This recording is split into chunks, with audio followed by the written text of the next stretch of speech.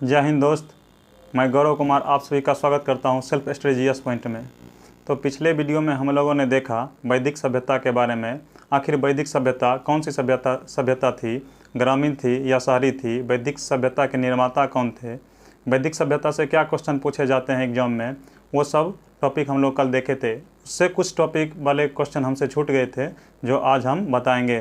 तो आइए देखते हैं वैदिक सभ्यता में और कैसे क्वेश्चन पूछे जाते हैं, कौन सा क्वेश्चन हमसे छूट गया था। आइए आज वो सब क्वेश्चन देखते हैं। तो देखिए, सबसे पहले आप लोग जानते हैं जो वैदिक सभ्यता का कालखंड है वो 1500 BC से 600 BC है। उसे दो भागों में विभक्त किया गया है, ऋग्वैदिक सभ्यता, दूसरा उत्तर वैदिक सभ्यता। तो ऋग्वैदिक सभ्यता का जो कालखंड है 1500 BC से लेके 1000 BC तक, और उत्तर वैदिक सभ्यता का जो कालखंड है वो 1000 BC से 600 BC तक।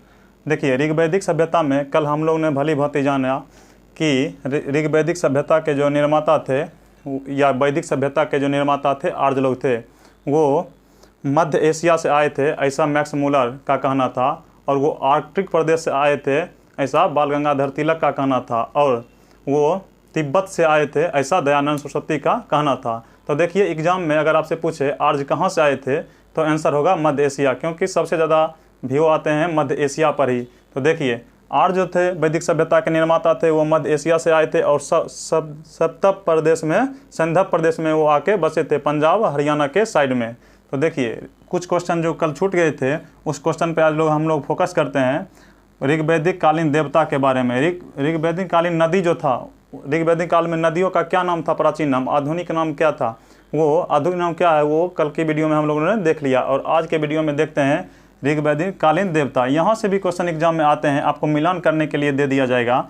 चार देवता का नाम दे दिया जाएगा और चार किस चीज़ के देवता हैं उसका नाम दे दिया जाएगा। आप लोग को मिलान करना होता है, उस समय आप लोग कन्फ्यूज करते हैं। आइए देखते हैं ऋग्वैदिक कालीन देवता के बारे में। तो देखिए, सबसे पहले इंद्र, युद्ध का नेता एवं वर्षा का देवता। इंद्र को युद्ध का नेता भी माना जाता था, वर्षा का देवता भी माना जाता था। और पिछले वीडियो में हम लोगों ने देखा इनका जो सबसे प्रिय देवता थे वो इंद्र ही थे। और सबसे प्रिय पशु जो था, पशु में अगर बात की जाए तो घोड़ा था। और ऋग्वैदिक कालीन में गाय के लिए अधन्या शब्द का प्रयोग किया गया था। अधन्या का मतलब होता है ना मारे जाने वाला पशु। और जो लोग गाय की हत्या करते थे उसका हत्या कर दिया जाता था, उसे या देश से निकाल दिया जाता था। तो आइए देखते हैं इंद्र का मतलब है युद्ध का नेता एवं वर्षा का देवता। दूसरा है अग्नि। अग्नि का मतलब था देवता एवं मनुष्य के बीच मध्यस्थ।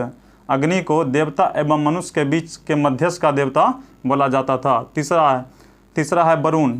देखिए, वरुण को समुद्र का देवता, दिन रात करता यानी ऋतु परिवर्तन करता, और सूर्य और पृथ्वी के निर्माता, ये तीनों वरुण को बोला जाता था। याद कीजिएगा, वरुण जो थे समुद्र का देवता थे, दिन रात यानी ऋतु परिवर्तन का देवता थे, और सूर्य और पृथ्वी के निर्माणकर्ता के देवता थे। घव का मतलब वो आकाश के देवता। सबसे प्राचीन देवता की बात की जाए तो ऋग्वैदिक कालीन में घव को ही माना गया है, जिसे आकाश का देवता कहते थे। सोम का मतलब हुआ वनस्पति देवता। सोम का मतलब हुआ वनस्पति देवता। आप लोग देखे थे पिछले वीडियो में सोम के बारे में। आर्यों का मुख्य पेय पदार्थ सोमरस था, जो वनस्पति से प्राप्त होता था। और सोम देवता जो थे वो वनस्पति के देवता थे। बात करते हैं पूषण। पूषण जो थे वो पशुओं के देवता थे। उसके बाद आते हैं मरुत। देखिए, ये ठीक से देखिएगा, ये क्वेश्चन एग्जाम की दृष्टि से बहुत अच्छा क्वेश्चन है। मरुत जो थे आंधी तूफान के देवता थे। आंधी तूफान के देवता के बारे में पूछा जाए तो आंसर मरुत होगा। उसके बाद आते हैं विश्व के संरक्षक विष्णु।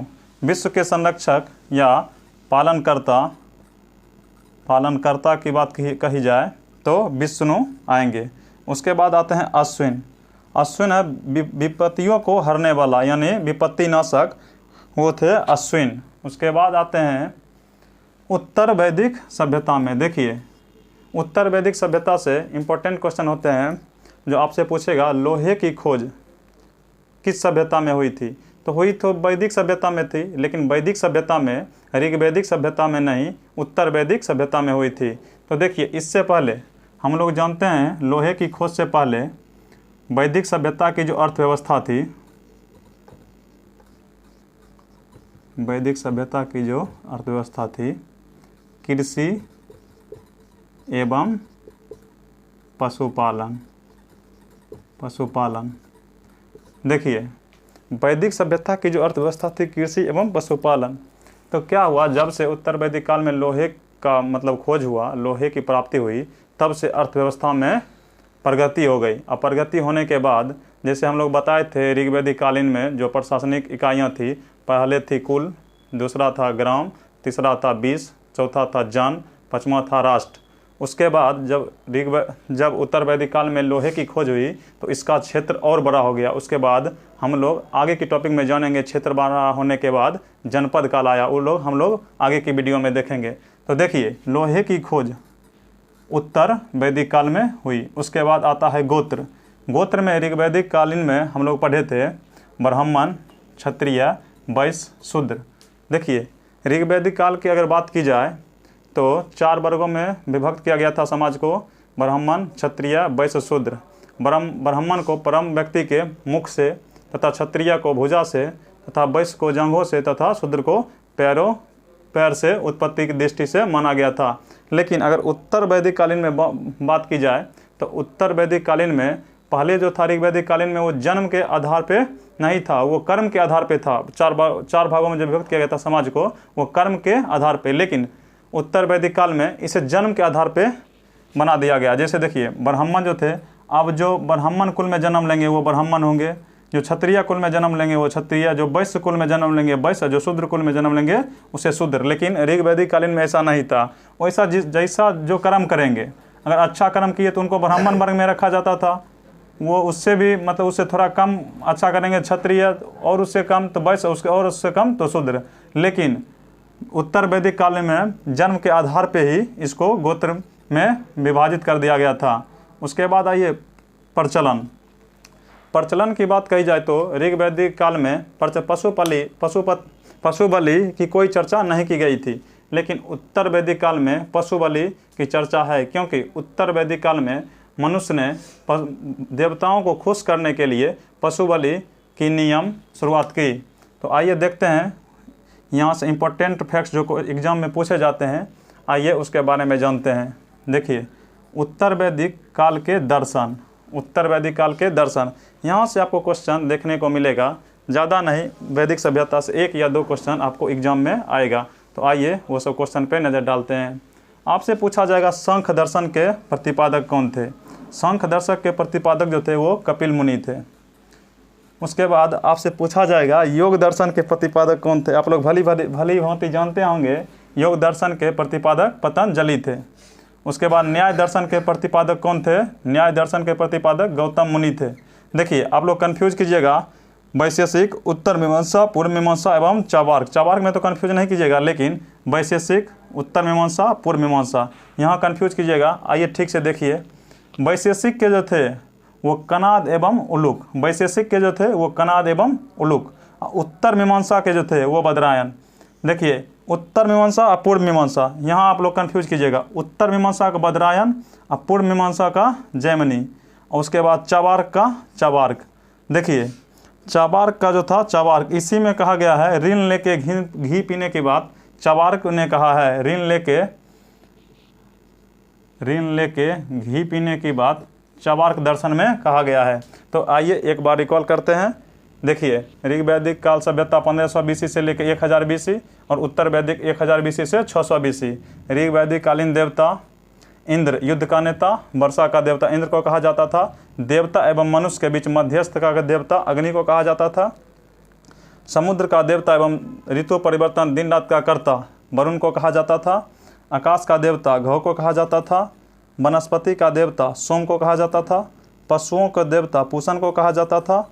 आंधी तूफान का देवता मरुत को कहा जाता था।